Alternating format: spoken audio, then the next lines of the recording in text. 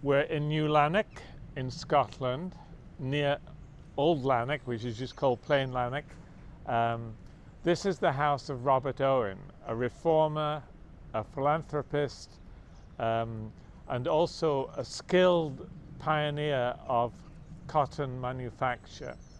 He comes from Wales, from Newtown, Wales. His first job's working in a drapery business in Lincolnshire. Then he goes to Manchester and starts working in a drapery place there. And then by the age of 21, he's running his own factory, cotton factory in Manchester. So he's young, but entrepreneurial, skilled, lots of attention to detail. Then he comes up to Scotland to these mills here, started by his future father-in-law, David Dale. He falls in love with Anne, the daughter of David Dale. And this is their home that we're looking at here. You can see this is much more modest than the rectory in Downham, for instance. And yet this is a village of maybe 2,500 workers and their families. And this is a big business. Later we'll go to the River Clyde. We'll see the waterfalls. That's why this spot was chosen, because it was strong water power, the only waterfalls on the River Clyde, in order to power the new mills. So the business here is cotton spinning. Here is good because there's water power, and also the climate is damp, and that means there's less breakage of the threads. Here is mill 1, and then over here is mill 2, and then there's a third mill behind the trees here. So lots of workers, lots of cotton being spun here. This is a very successful business. So we're by the River Clyde again. The water's powering a water wheel. This meant that the industry was sustainable. It was using renewable resources. To begin with, it powered the mill equipment by mechanical means. By 1898, they were generating electricity, and in that year, 1898, the homes and the buildings had electric light. So that's amazing. So this was not dirty coal. This was clean hydroelectricity off the River Clyde. So let's talk a little bit about the worker conditions here. David Dale, father-in-law to Robert Owen, and Robert Owen himself were keen to give workers good conditions to live and work in. So what we have over here is a row of houses. This is not salubrious. Often a family was confined to one room, but it was dry and warm, and they also try to control diseases here. So these are one row of houses, two rows of houses. Over the back here is another lot of housing for the workers. They have slate roofs because David Dale thought in the long run slate roofs were cheaper and also safer.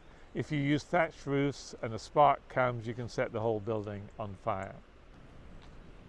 Okay, in a factory town, there's often the store run by the owners of the factories, and the workers would be paid in tokens that they could only exchange in the corporate store. And this was, in many places, a form of abuse. The goods were shoddy, they were expensive, it was another way of exploiting the workers. But Robert Owen's store was different. He charged just a little bit more than wholesale prices. The goods were top quality. This was not a system of exploitation. So here we are in New Lanark outside the company store. So 1799, this is when Robert Owen comes. This is, he's just married Anne Dale, and he's starting the factory, and he also starts a school. He believes in educating the children who will work in the factory, but in a non-exploitive way. Education was really important for Robert Owen because he felt that if you treated the children right, gave them knowledge, education, in kindly humanitarian ways, they would grow up to be better people. Here we have a map behind me, so the children would understand their place geographically in the world. There's an enormous globe and another map of Europe. You have biology happening here, supposedly a live crocodile. And then you have history as well as animals above. So this is all really quite remarkable at this time. Nobody was thinking of educating children of the working class or the poor. Robert Owen is really in advance of his time. People were afraid of educating the poor because then they would start to demand their rights. Robert Owen was not afraid of that. So Robert Owen thought for himself, and he began to be very critical of Christianity after given it a go, and becomes in fact an atheist. However, Anne, his wife, was a devout Christian, and so was her father. And they had a very happy marriage. So although he became an atheist, he was a soft atheist. And we'll speak more about his debate later on with Alexander Campbell in the United States. So here we're looking at the chapel that he built for the workers, non-denominational. He supported their religious activities. So he wasn't a bigot in any way. He was critical, I think, of the Christianity of that time, which he saw as both superstitious and also unfeeling and unjust towards the plight of the workers in the beginning Industrial Revolution. To understand Robert Owen, it's important to understand that he's a reformer. He's an early socialist. He's a founder of the cooperative movement. He's an encourager of workers' unions. He believes in children's education. We don't have universal education for children in Britain, in England, until 1870. He's educating children here from 1799 onwards. So he's far in advance of his peers. He's an example of a philanthropist, capitalist with strong socialist leanings. So I'm standing outside the back of Robert Owen's home, and to my left here is his father-in-law's home. You can see they're detached houses, the only detached houses on the site, but they're modest. And it's good here to talk about what the career of Robert Owen. So Robert Owen marries Anne in 1799, and then they go and have 7 children. By 1824, he's looking to do other things. This has been very successful. The Tsar of Russia comes to visit it. Other entrepreneurs come to visit this very successful business. But reformers come to visit it also because it's humanitarian. So, 1824. Robert Owen has bigger ambitions for reform. This is a time in the United States of lots of communal groups. Communal socialism is in vogue. And he goes and buys some property from a communal group called the Rappites, started by George Rapp, a successful communal experiment based on Christianity near Evansville, Indiana. It's called New Harmony. And he tries to start a community there. It fails after 2 years, but he invests most of his wealth in this experiment.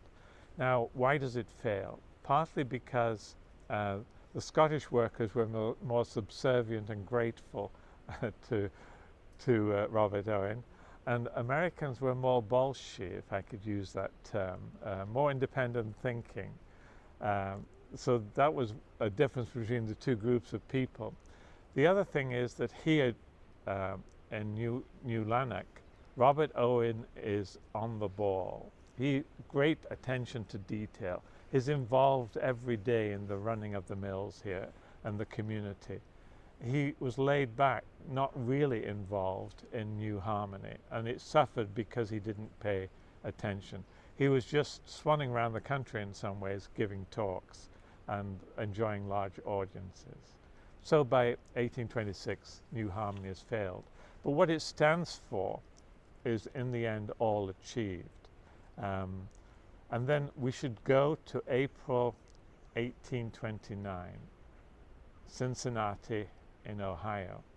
And there's a debate between Robert Owen and a religious person called Alexander Campbell. So this was a big debate, and it's still historically important. Robert Owen is the atheist. Alexander Campbell's arguing a defense of Christianity. And I don't know, I think they talk maybe 30 lectures or something like that. It's very civil. Most days, Robert Owen and Alexander Campbell eat together. They're pals. Alexander Campbell has Scottish heritage. They're friends. So the debate is not acrimonious. And towards the end, Robert Owen has said what he has wanted to say and leaves the rest of the time to Alexander Campbell. So it's very gentlemanly. So an associate of Alexander Campbell who comes to support him is a man called Sidney Rigdon. So Sidney Rigdon's living in Mentor, near Kirtland, Ohio, and he comes to support his colleague.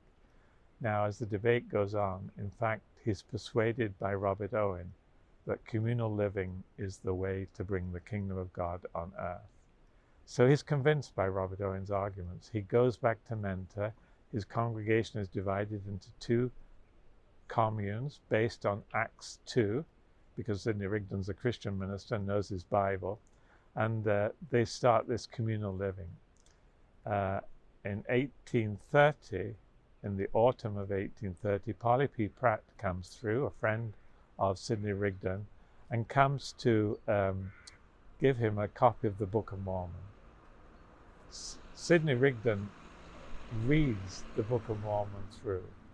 I imagine that he was astonished at the 200 years of peace in 4th Nephi, which again is a reworking of Acts 2. Sidney Rigdon decides to be baptized, throws in his lot. And we can talk not of Joseph Smith being the only founder of the Latter-day Saint movement, but we can say it was the Smith-Rigdon movement, because Rigdon was such an amazing orator, theologian. He was more trained than young Joseph. And what Sidney Rigdon does with his two communities, which are not doing very well, by the way, but they were attempts at Zion. And because they were attempts at Zion, the early church now took the 4th Nephi story and were attempting it in 1830 in the United States of America. So here we are, to sum up New Lanark. So New Lanark is a very bold experiment at the beginning of the Industrial Revolution. It's humanitarian. Robert Owen has concern for his workers. He believes in educating them and treating them decently. They have health care. They have a shop that doesn't rob them, but in fact gives them high quality goods at inexpensive prices. So he looks after his workers. This is an example of early Zion. He's inspired by what happens here, where economics works for the ordinary people, where justice is done to them and for them. He's inspired from New Lanark to try something bolder in New Harmony in Indiana near Evansville, and that's part of the story of Community of Christ, because it later becomes, there comes the debate between Alexander Campbell and Robert Owen, and Sidney Rigdon is influenced by that debate to start something communal in his congregation in Mentor near Kirtland, Ohio. This is a grand story. It begins here in Scotland, a Welshman and his father-in-law David Dale, a Scotsman, doing something good for people. So as I've already mentioned, the economics are right here because it works for the poor and the working class. Robert Owen only uses a certain portion of the funds. He doesn't enrich himself. And if we talk about early Zion and Latter-day Saintism, and we have Robert Owen's influence on that, economics is also central to the concept of Zion. And the Lord called his people Zion because of one heart and one mind, dwelling in righteousness or justice, with no poor among them. That's inspired by Acts 4:32-35, and Robert Owen and the new Lanark experiment here, and the new harmony, the later experiment, is part of the taproot of the restoration movement that we would do well to look at again.